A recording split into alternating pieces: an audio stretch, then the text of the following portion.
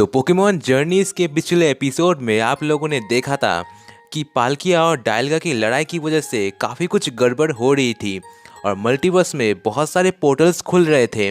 और फिर 3 रॉकेट आए। 3 रॉकेट ने ऐश और गो के पोकेमॉन ले लिए। फिर डॉन और गो वापस से मल्टीवर्स में गए। फिर ऐश और कोहारू भी उनके पीछे गए मल्टीवर्स में।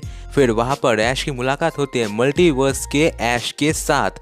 अब देखिए आगे की स्टोरी। तो गाइस मैं पहले ही बता दूं मतलब मल्टीवर्स का ऐश कहने में मुझे बहुत ज़्यादा तकलीफ हो रही है, तो इसलिए मैं मल्टीवर्स के ऐश को ब्लू ऐश कहूँगा। होप करता हूँ कि आप लोग इससे काम चला लेंगे। तो एपिसोड की शुरुआत में ही दोनों ऐश एक दूसरे को देखकर काफ़ी ज़्यादा हैरान रह जाते हैं, क्योंकि उन्होंने इससे पहले ऐसा कुछ भी नहीं देखा था। और दोनों ही कहते हैं कि मेरा नाम ऐश है, और ऐश कहता है कि तुम्हारा नाम भी ऐश है और मेरा नाम भी ऐश है। ये सब देखकर मल्टीवर्स यानी कि ब्लू ऐश काफ़ी ज़्यादा कन्फ्यूज़ होता है। और मल्टीवर्स का ऐश कहता है कि मुझे कुछ सही नहीं लग रहा, तो मैं यहाँ से जाना चाहूँगा। और जैसे ही ब्लू ऐश यहाँ से जाने की कोशिश करता है, ऐश उसे रोक लेता है। और ये सब देखकर ब्लू ऐश काफ़ी ज़्यादा रोने लगता है और काफ़ी ज़्यादा इमोशनल हो जाता है। और यहीं पर हमें देखकर पता चलता है कि मल्टीवर्स का ऐश हमारे वाले ऐश से बिल्कुल उल्टा है। फिर कोहारू मल्टीवर्स यानी कि ब्लू ऐश को अच्छे से समझाती है कि आखिर ये सब क्या हो रहा है। तो असल में कोहारू ऐसा कहती है कि हम यानी कि मैं और ऐश दोनों ही अलग मल्टीवर्स यानी कि एक अलग दुनिया से आए हैं एक पोर्टल की मदद से। इतना सब कहने के बाद ब्लू ऐश को सब कुछ समझ आ जाता है, पर तभी ऐश देखता है कि उसके नीचे एक पिकाचू है और वो पिकाचू को देखकर काफ़ी ज़्यादा इमोशनल हो जाता है और उसे अपने गले लगा लेता है। मल्टीवर्स का ऐश बताता है कि उसके पास भी पहले एक पिकाचू हुआ करता था, पर मल्टीवर्स के गड़बड़ जब से शुरू हुए तब से पिकाचू गायब हो गया है और तभी से वो पिकाचू को बहुत ज़्यादा मिस कर रहा है। ऐश डिसाइड करता है कि वो मल्टीवर्स के ऐश की मदद करेगा, तो वो ड्रैगनाइट और गेंगार को अपने पोकेबॉल से बाहर बुलाता है। और सच बताओ गाइस, इस टाइम पर गेंगार ब्लू ऐश को काफ़ी ज़्यादा परेशान करता है और काफ़ी ज़्यादा इरिटेट करता है। तभी उनकी नज़र पड़ती है डॉन और मल्टीवर्स के डॉन के ऊपर, जो कि प्रोफेसर रोवन के साथ कहीं पर जा रहे होते हैं। पर तभी वहाँ पर एक और प्रोफेसर आ जाते हैं। ये देखकर ऐश और उसके दोस्त काफ़ी ज़्यादा हैरान रह जाते हैं। तो गाइस यहाँ पर प्रोफेसर रोवन के भेस में असल में जेसी और जेम्स होते हैं, जो कि पोकेमॉन को चुराने की कोशिश करते हैं। पर तभी ऐश और गो अपने पोकेमॉन को चुनते हैं, पर तभी पिकाचू वापस से डी इवॉल्व हो जाता है और गो का पोकेमॉन भी वापस से पहले की तरह इवॉल्व नहीं डी इवॉल्व हो जाता है।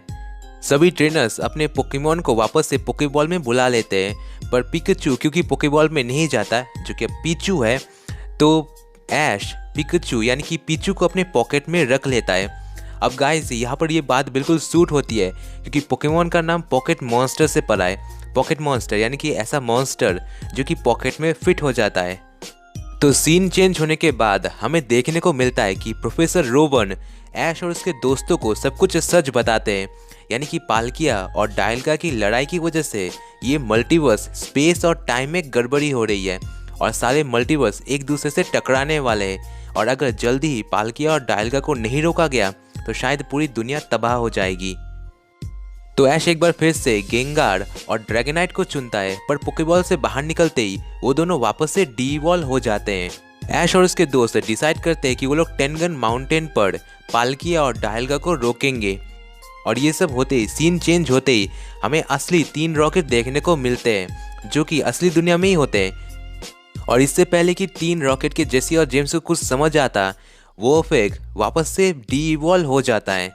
ये देखकर वो दोनों काफ़ी ज़्यादा हैरान हो जाते हैं। फिर सीन चेंज होता है और हमें देखने को मिलता है कि ऐश और उसके दोस्त टेनगन माउंटेन तक पहुंच चुके हैं। पर माउंटेन तक पहुंचते ही वहाँ पर एक पोर्टल खुलता है और ऐश और उसके दोस्त पोर्टल की मदद से एक अलग ही जगह पर पहुंच जाते हैं, जहाँ पर उनकी मुलाकात मल्टीवर्स के गो और मल्टीवर्स के कोहारू के साथ होती है।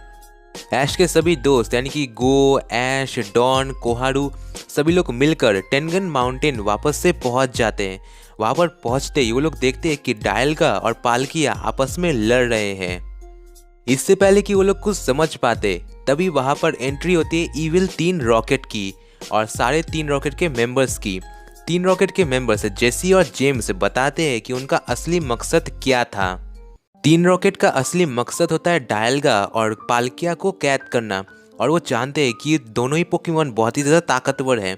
इसलिए उन्होंने एक प्लान बनाया जिसके मुताबिक उन लोगों ने एक रेड चेन बनाया और उस चेन के अंदर डायलगा और पाल्की आपस में लड़ाई करते हैं और करने के बाद जब वो लोग थक जाएंगे तब टीम रॉकेट के मेंबर्स डायलगा और पाल्किया को पकड़ लेंगे।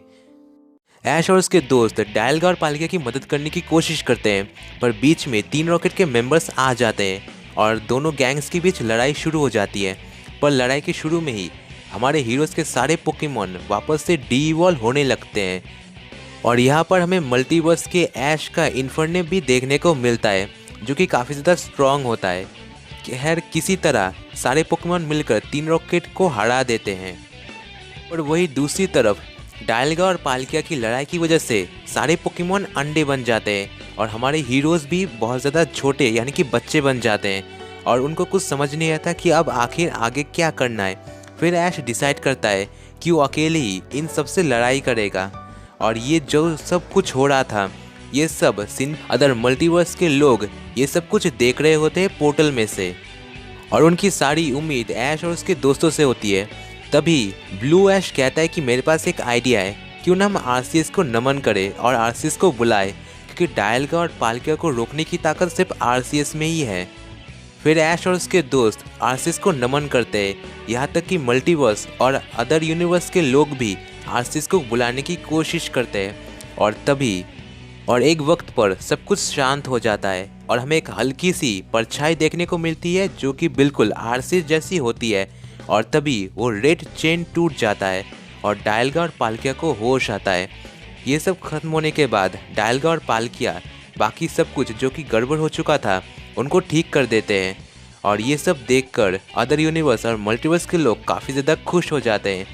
ये सब होने के बाद डायलगा और पाल्किया भी अपने यूनिवर्स में लौट जाते हैं पर जाने से पहले डायलगा और पाल्किया ऐश और उसके दोस्तों को अपनी असली जगह पर पहुंचा देते हैं और पोर्टल से निकलने के बाद सब कुछ नॉर्मल हो जाता है यानी कि पिकाचू वापस से पिकाचू बन जाता है और सारे पोकेमॉन भी अपने असली रूप में आ जाते हैं।